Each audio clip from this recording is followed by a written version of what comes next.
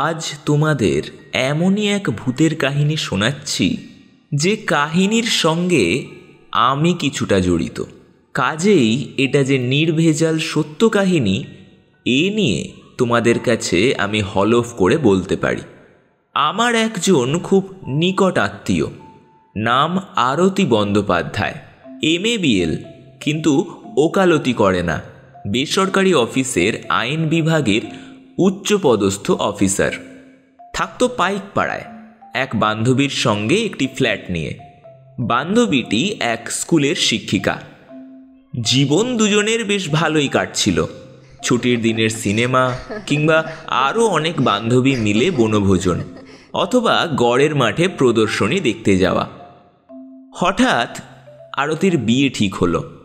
পাত্র উচ্চশিক্ষিত, এক যন্ত্রপাতির কারখানার আধা মালিক। আরতি আমার কাছে এসে দাঁড়ালো। আপনি তো অনেক কিছুরই সন্ধান রাখেন, আমাকে একটা বাড়ি খুঁজে দিন না। জিজ্ঞাসা করলাম, কিনবে? না না, ভাড়া নেব। খুব বড় দরকার নেই, দুজনের থাকবার মতন। একটু যেন ভালো এলাকায় হয়, আর দক্ষিণ কলকাতায় দেখবেন, কারণ ওর কারখানাটা কালীঘাটে। আমি নিজে থাকি বালিগঞ্জে, একেবারে লেকের কাছে। পরদিন থেকেই বাড়ি খোঁজা শুরু করে দিলাম। শুধু নিজে নয়, গোটা দুয়েক দালালকেও লাগিয়ে দিলাম। অনেক বাড়ির সন্ধান এলো, কিছু নিজে, কিছু আরতিকে সঙ্গে নিয়ে বাড়ি দেখতে লাগলাম। আরতি ভারী খুঁতখুঁতে মেয়ে, কোনো বাড়িই তার পছন্দ হলো না। কোনো না কোনো কারণে সব নাকচ করে দিল। 3 মাস ঘোরাঘুরির পর কালীঘাট অঞ্চলে এক বাড়ির সন্ধান মিলল। পার্কের সামনে প্রায় নতুন বাড়ি, সদ্য রং করা হয়েছে। খানতিনে কামরা, বারান্দা, বাথরুম, আবার ওরই মধ্যে এক ফালি উঠানো আছে। সেই অনুপাতে ভাড়াও খুব বেশি নয়, 220। বাড়ির মালিক পাশের বাড়িতেই থাকেন। এ বাড়ি আরতির পছন্দ হয়ে গেল। শুধু আরতির নয়, আরতির স্বামী আশিসেরও। আর দেরি না করে সেদিনই 2 মাসের ভাড়া আগাম দেওয়া হলো। মাসখানেক পর আরতির বাসায় বেড়াতে গিয়ে খুব ভালো লাগলো। নতুন আসবাবপত্র দিয়ে চমৎকার সাজিয়েছে। উঠানের পাশে সারি সারি টব, দেশি ফুল বেল জুঁই যেমন আছে, তেমনি বিদেশি ফুল ডালিয়া, পপি, হলিহকও রয়েছে। এমন বাসা খুঁজে দেবার জন্য আরতি, আশিস দুজনেই আমাকে বারবার ধন্যবাদ দিল। এরপর অনেক দিন আরতির সঙ্গে দেখা হয়নি। অফিসের কাজে দিল্লি যেতে হয়েছিল, সেখানে মাস 3 কাটিয়ে কানপুর। সেখানেও 1 মাসের ওপর লেগে গেল। কলকাতা ফিরলাম প্রায় 5 মাস পর। এক ছুটির দিনে বন্ধু বান্ধব নিয়ে গল্প করছি। আরতি এসে ঢুকল। প্রথম নজরেই মনে হলো চেহারা একটু ম্লান। আরতি ভিতরে চলে গেল। বন্ধুরা বিদায় হতে আমিও ভিতরে গেলাম। দেখলাম আরতি চুপচাপ সোফার ওপর বসে আছে। আমাকে দেখে বলল, আপনার সঙ্গে কথা আছে। কি বলো? শরীর খারাপ নাকি? চেহারাটা কেমন দেখাচ্ছে? আরতি মুখ তুলে বলল, রাত্রে একেবারে ঘুম হচ্ছে না। সে কি? ডাক্তার দেখাও, নইলে শক্ত অসুখে পড়ে যাবে। ডাক্তার কিছু করতে পারবে না। তার মানে? মানে বাড়িটা ভালো নয়। সে কি, স্যাঁতস্যাঁতে বা অন্ধকার এমন তো নয়, রোদ বাতাস প্রচুর। সেসব কিছু নয়, অন্য ভয় আছে। আমি ঠিক বুঝতে পারছি না। আরতি কিছুক্ষণ কি ভাবল, তারপরে আস্তে আস্তে বলল, ও বাড়িতে আমরা দুজনে ছাড়াও অন্য একজন আছে। অন্য একজন আছে? হ্যাঁ, তাকে মাঝে মাঝে গভীর রাতে দেখা যায়। অন্য লোক হলে কথাটা হেসে উড়িয়ে দিত, শুনতেই চাইতো না। কিন্তু আমি মৃত্যুর পরে আত্মার অস্তিত্বে বিশ্বাসী। আমার স্থির ধারণা, যারা অতৃপ্ত কামনা বাসনা নিয়ে এ পৃথিবী ছেড়ে যেতে বাধ্য হয়, তারা আবার ফিরে আসে। কখনো বায়বীয় মূর্তি, কখনো মানুষের রূপ ধরে ফেলে যাওয়া সংসারের মাঝখানে ঘুরে বেড়ায়। কি ব্যাপার খুলে বলো তো। বলছি। আরতি কোলের ওপর রাখা ভ্যানিটি ব্যাগটা পাশে নামিয়ে রাখল। সহজ হয়ে বসে বলতে লাগলো, মাস দুয়েক আগে হঠাৎ খুটখাট শব্দে ঘুম ভেঙে যায়। মনে হলো বাইরের ঘরে কার যেন পায়ের আওয়াজ। আশিস পাশেই শুয়েছিল। তার ঘুমের বহর তো জানোই। বুকের ওপর দিয়ে 1 ব্যাটালিয়ন সৈন্য চলে গেলেও তার ঘুম ভাঙবে না। কাজেই তাকে ডাকার চেষ্টা না করে নিজেই উঠে পড়লাম। ভীতু এ বদনাম কেউ আমাকে দিতে পারবে না, বরং সবাই জানে আমি রীতিমতো সাহসী। প্রথমে জানলা দিয়ে দেখলাম, কিছু দেখা গেল না, কিন্তু খুটখাট শব্দ ঠিক চলতেই থাকলো। মনে হলো খড়ম পায়ে দিয়ে কে যেন পায়চারি করছে, অথচ কোনো লোককেই দেখা গেল না। রাতে মাংস রান্না হয়েছিল, হাড়ের টুকরো রান্নাঘরের প্লেটের উপরেই পড়েছিল। খুব সম্ভবত ইঁদুর সেই হাড়ের টুকরো বাইরের ঘরে নিয়ে এসেছে। কিছুক্ষণ দাঁড়িয়ে থেকে আবার বিছানায় এসে শুয়ে পড়লাম। তখনই ঘুম এলো না। একবার ঘুম ভেঙে গেলে চট করে ঘুম আমার আসে না। এপাশ ওপাশ করতে লাগলাম। পাশের লোকটি অকাতরে নিদ্রা যাচ্ছে, নাক দিয়ে বিচিত্র ধ্বনি বের হচ্ছে। ঘরে হালকা সবুজ রঙের একটা আলো জ্বলছিল। অন্ধকারে আমি ঘুমাতে পারি না, এ আমার ছেলেবেলার অভ্যাস। হঠাৎ দেখলাম দীর্ঘ একটা ছায়া আলোকে আড়াল করে এ ঘর থেকে অন্য ঘরে চলে গেল। চমকে উঠে বসলাম। আশিসকে ডেকে বললাম, এই ওঠো ওঠো, ঘরের মধ্যে কেউ ঢুকেছে। আশ্চর্য মানুষ, চোখ খুলল না। পাশ ফিরতে ফিরতে বলল, প্লেট দিয়ে দাও। ছায়াটা সরে সরে বাইরের দেয়ালের সঙ্গে মিশে গেল, আর দেখা গেল না। আমি তখন বিছানার ওপর উঠে বসেছি। মনকে বোঝালাম, এ শুধু আমার চোখের ভুল। তা না হলে ছায়া দেখা গেল অথচ মানুষটাকে দেখা গেল না, তা কি হতে পারে? ভূতের কথা ভাবতেও পারিনি, কারণ ভূত আছে এমন অদ্ভুত কথা আমি কোনোদিনও বিশ্বাস করি না। আমি খুব মনোযোগ দিয়ে আরতির কথা শুনছিলাম। এবার বললাম, তারপর দিন 20 সব স্বাভাবিক, কোনো গোলমাল নেই। সে রাতে ভয় পেয়েছিলাম ভেবেই হাসি পেত। একেবারে ছেলে মানুষই কাণ্ড। আশিস কারখানার কাজে 3-4 জন্য জামশেদপুর গিয়েছিল। বাড়িতে আমি একলা। মাঝরাতে হঠাৎ ঘুম ভেঙে গেল। এবারে একেবারে স্পষ্ট দেখলাম দীর্ঘ একহারা চেহারা, খালি গা, কাঁধের ওপর ধবধবে সাদা উপবীত, কোঁচাটা ভাঁজ করে সামনে গোজা, মাথায় পাকা চুল, দুটো চোখ জবা ফুলের মতো লাল, গালে খোঁচা খোঁচা দাড়ির মধ্যে উঁচু চোয়াল দেখা যাচ্ছে। লোকটির ঊর্ধ্ব দৃষ্টি, হাতে শক্ত একটা দড়ি, ওপর দিকে কি যেন খুঁজছে। সেই মুহূর্তে শরীরে সব রক্ত জমে হিমশীতল হয়ে গেল।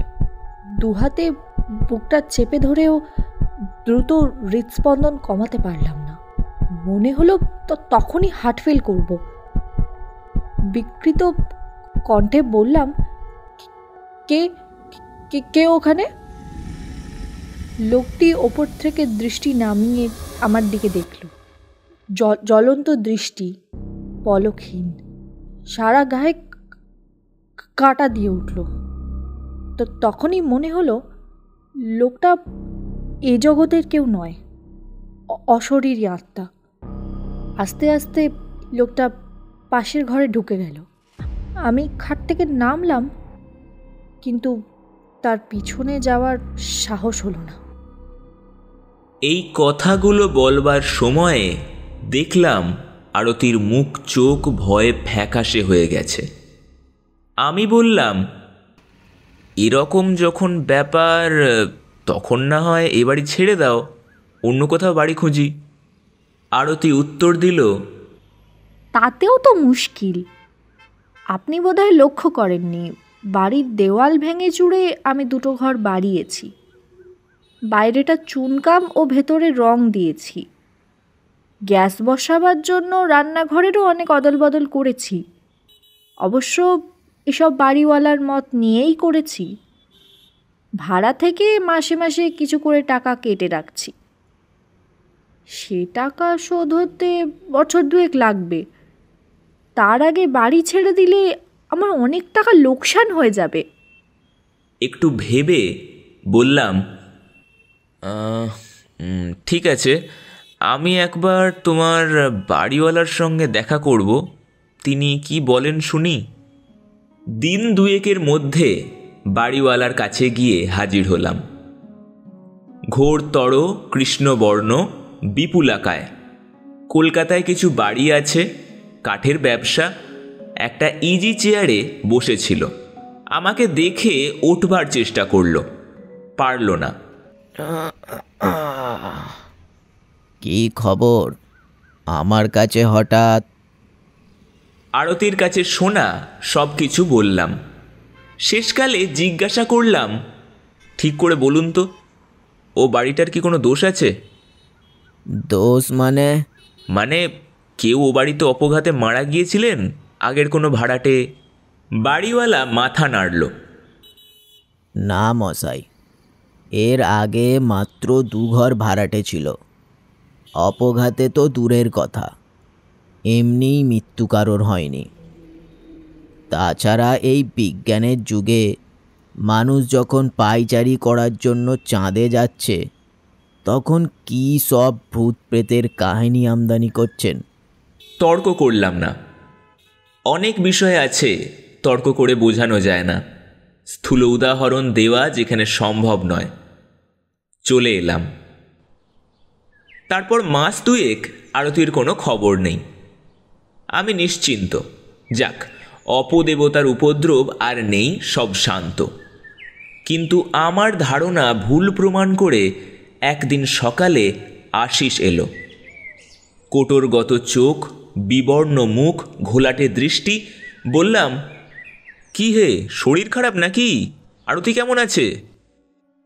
আমার কথার উত্তর না দিয়ে অস্পষ্ট গলায় বলল,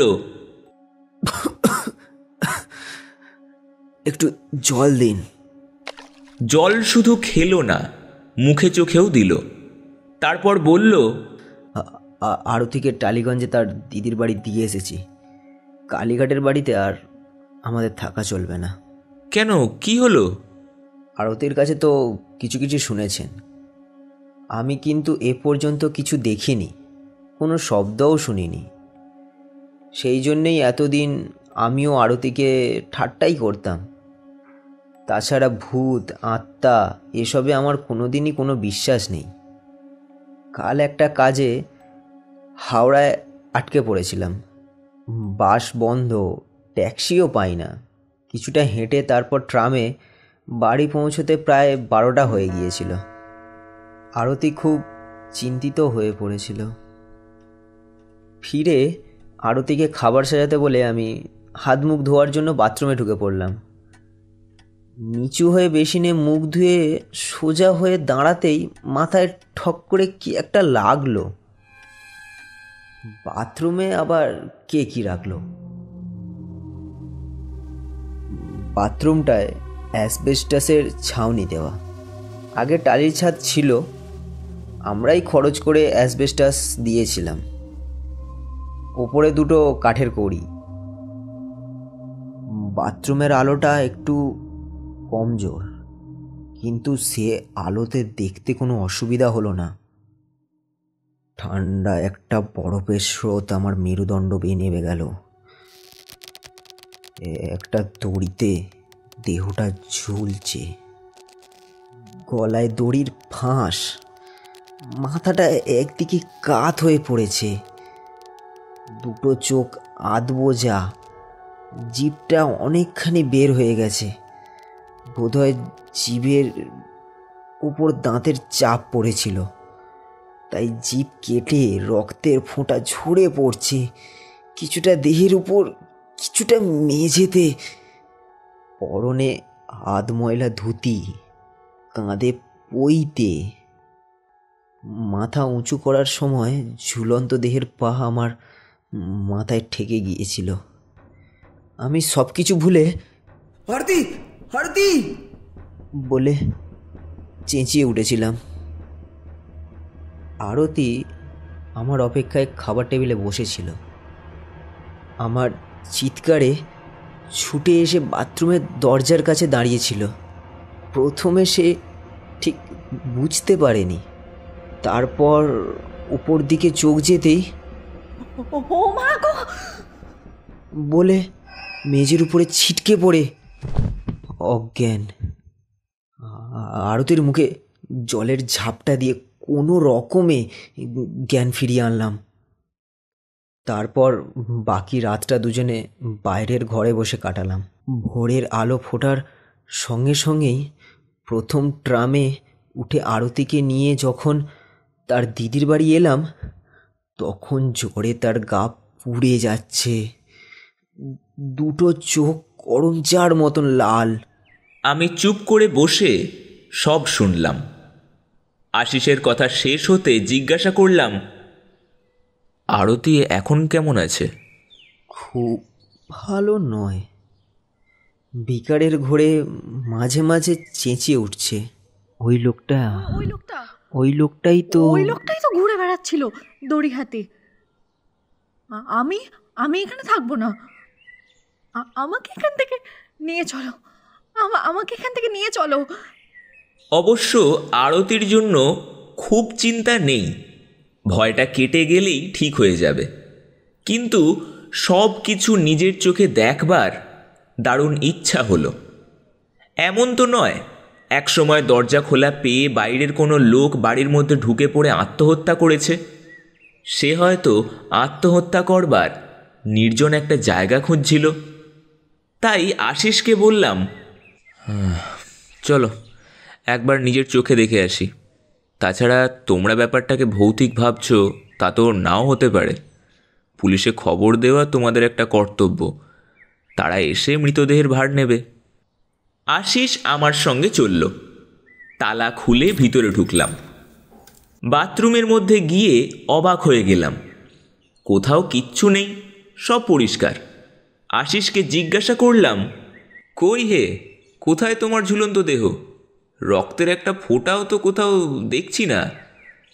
আশিস রীতিমতো অপ্রস্তুত। সব চোখের ভুল, বুঝলে? আশিস মাথা নাড়ল। কিন্তু দুজনেই ভুল দেখলাম। ওরকম হয়, একজনের ভয় আর একজনের মধ্যে সঞ্চারিত হয়ে তাকেও এক ধরনের কাল্পনিক দৃশ্য দেখায়। তুমিই দেখো না, কাল রাতে তুমি যদি সত্যিই ওরকম একটা দৃশ্য দেখে থাকো, তাহলে আজ কোথাও কিছু নেই তা কি হতে পারে? এইখানটাই তো, এইখানটায় তো দেখেছিলে নাকি? হ্যাঁ। মুখ তুলে ওপরের দিকে দেখতেই আমি থেমে গেলাম। কি আশ্চর্য, এটা তো আগে দেখিনি।